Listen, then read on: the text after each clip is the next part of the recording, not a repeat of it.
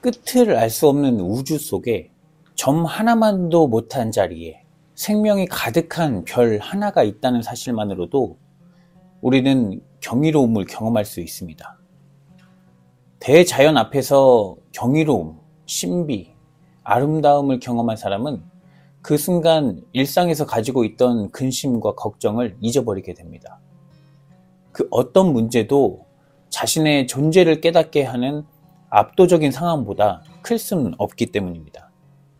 창세기 1장에서 하나님이 세상을 창조하실 때 계속해서 반복되는 말씀은 하나님 보시기에 좋았다입니다.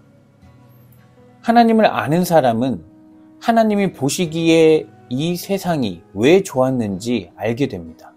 그리고 그의 시선으로 아름다운 세상을 잔칫날처럼 살아갈 수 있습니다. 오늘 본문은 갈릴리 지방 가나의 한 혼인잔치에서 일어난 일입니다. 예수님은 어머니 그리고 제자들과 함께 그곳에 방문했습니다. 그런데 행사 중에 포도주가 다 떨어졌다는 소식을 들었습니다. 예수님은 마치 자신과 상관없는 일처럼 반응했지만 마리아는 일꾼들에게 그가 무슨 일이든 시키는 대로 하라고 전합니다. 그곳에는 40리터를 담을 수 있는 돌 항아리 6개가 있었습니다. 예수는 일꾼들에게 항아리에 물을 채우라고 했고 그들은 물을 가득 채웠습니다. 그러자 이제는 떠서 연회장에게 갖다 주어라 라고 하십니다. 이 물을 마신 연회장은 이렇게 말합니다.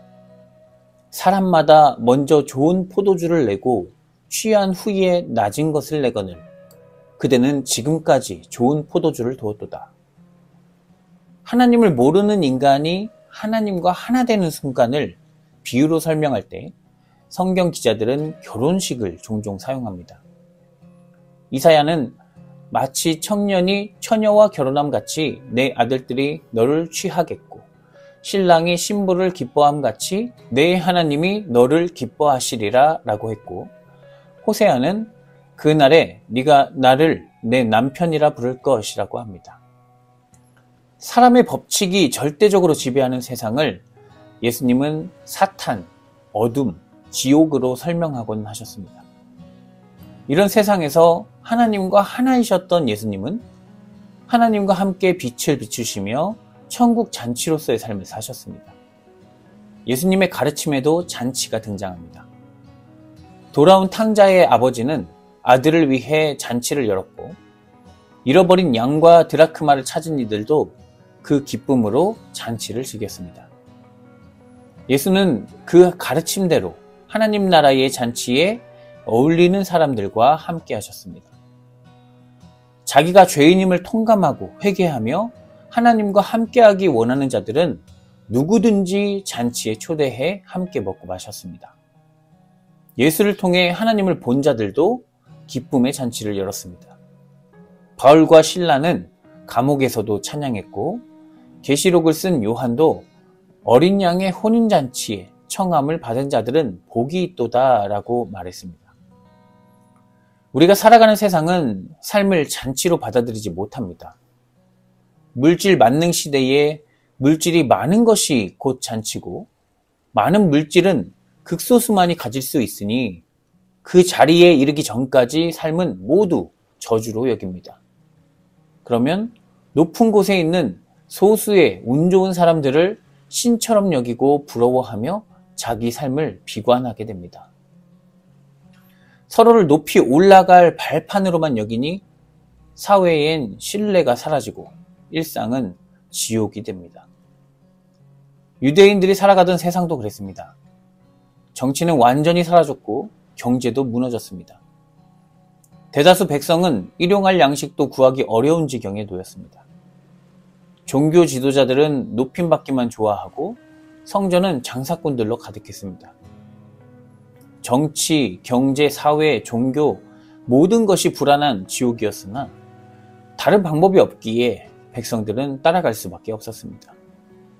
그때 예수를 만난 사람들은 한 줄기 빛을 봅니다. 예수의 가르침에는 죽음의 노예에서 벗어날 수 있는 희망이 있었고 모든 사람에게 하나님의 사랑이 비추고 있음을 깨닫게 해주었습니다. 이렇게 새로운 깨달음을 얻은 사람들을 요한은 물로 된 포도주라고 합니다. 포도주는 잔치에 참여한 자들에게 제공됩니다. 술은 사람을 솔직하게 만들고 부끄러움을 없애줍니다. 술에 취하면 두려움도 사라지고 웃음도 헤퍼집니다. 예수는 사람들에게 먹기를 탐하고 포도주를 즐기는 사람이요 세리와 죄인의 친구라고 불렸습니다. 세리와 죄인을 친구라 하는 예수는 사람들에게 술 취한 사람처럼 보였습니다. 취하지 않고 제정신으로는 할 수 없는 일을 해나갔습니다. 율법을 잘 지키지도 않고 가진 것이 하나도 없는데 아무런 걱정도 없습니다. 낮은 곳에 있는 부정한 자이면서 높은 곳에 있는 정결한 자들을 비판합니다. 제자들마저도 이해하기 어려운 예수의 가르침이었습니다. 그러나 부활하신 예수님을 만난 후 오순절 예루살렘의 마가다락방에 모인 제자들에게 하늘로부터 급하고 강한 바람 같은 소리가 나고 불의 혀처럼 갈라지는 것들이 각 사람 위에 하나씩 임했습니다. 예수께서 세례받으실 때 일어난 현상이 제자들에게도 나타난 것입니다. 성령으로 충만해진 제자들은 각국에서 모인 유대인이 다 알아들을 만큼 다양한 언어로 말하기 시작합니다. 많은 사람이 놀랐고 어떤 이들은 그들이 새 술에 취했다라고 조롱합니다. 그동안 숨어있던 제자들은 예루살렘에 모인 많은 사람들 앞에 서서 예수 그리스도를 하나님의 아들이라 선포했습니다. 이전과 전혀 달라진 새 술에 취한 사람, 예수 그리스도로 생명 충만한 사람으로 다시 태어난 것입니다. 오늘 요한이 전하는 메시지도 이와 같습니다. 예수 그리스도를 통해 술맛을 본 연회장은 이것이 진정으로 좋은 포도주라고 말했고, 요한은 예수 그리스도를 통해 물 같은 사람들이 포도주로 변하게 되었다고 전합니다. 그래서 요한은 이것을 표적이라고 말합니다. 11절, 예수께서 이 첫 표적을 갈릴리 가나에서 행하여 그의 영광을 나타내심에 제자들이 그를 믿으니라. 표적은 예수에게서 하나님이 드러났다는 뜻입니다. 예수에게서 하나님의 영광이 드러났고 그 영광의 빛을 본 사람들은 거기에 압도되어 세상 일에 목매고 살지 않습니다. 남이 가진 것과 내가 없는 것을 비교하며 부러워하지 않고 사랑해야 할 것과 멀리해야 할 것을 구분합니다. 도움을 준다고 주인 행세하지 않고 도움을 받으면서도 의지하려 하지 않습니다. 누구나 세상을 살다 보면 예상치 못한 사건과 사고들로 견디기 힘든 상황에 고통스러울 때도 오겠지만 그리스도를 아는 사람은 결국은 하나님 앞에서 모든 상황을 인정하고 평화와 기쁨의 순간을 찾을 것입니다.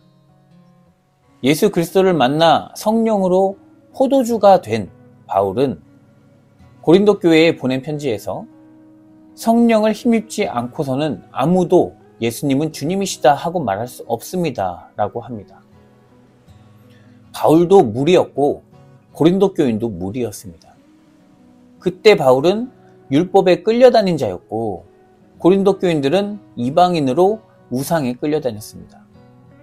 하지만 성령의 도우심으로 예수 그리스도를 통해 하나님의 사랑을 알게 되었고 세상에서는 경험할 수 없는 영원한 힘으로 좋은 포도주가 되었습니다. 그러자 자기 안에 있는 은사를 발견합니다. 고린도전서 12장 4절부터 10절에는 그 은사들이 등장합니다. 어떤 이는 섬기는 일로, 어떤 이는 지혜로, 어떤 이는 믿음으로, 병 고치는 은사로, 기적으로, 방언 통역으로 그 은사를 발견합니다. 자기가 잘 알지도 못하던 능력이 갑자기 마법처럼 생긴 것이 아닙니다.